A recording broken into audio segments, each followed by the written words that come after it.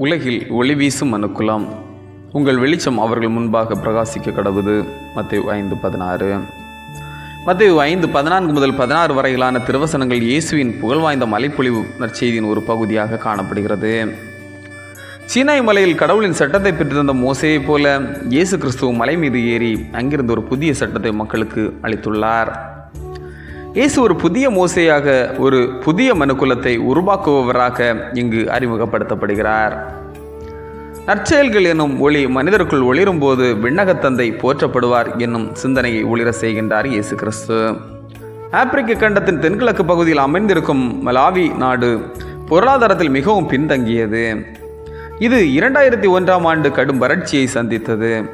இந்த நாட்டினுடைய மக்கள் பசி பட்டினியுடன் தினம் தினம் மழையை எதிர்பார்த்து ஏமாந்து போன நிலையில் தங்கள் வாழ்வோடும் பிள்ளைகளின் எதிர்காலம் நினைத்தும் உடலாலும் உள்ளத்தாலும் போராடி கொண்டிருந்தனர்.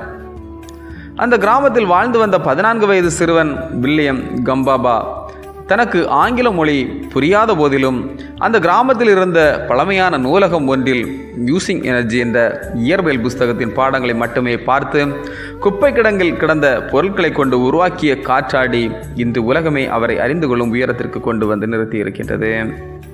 தன் கிராமத்திற்கு ஏழ்மை நிலையிலிருந்து விடுதலை ஒளி கொடுக்க முன்னெடுத்த முயற்சிகள் உலகின் நற்செயல்கள் புரிந்தோர் பட்டியலில் இடம் பிடிக்க செய்தது. The boy who harnessed the wind என்ற புஸ்தகமும் திரைப்படமும் இந்த சிறுவனின் சாதனைக்கு சான்றாக இன்று திகழ்கிறது. கடவுளின் சாயலை கொண்டுள்ள மனுக்குலம் நற்செயல்களை புரியும் போது அதை காணும் சக மனிதர்கள் படைப்பின் கடவுளை போற்றுவார்கள்.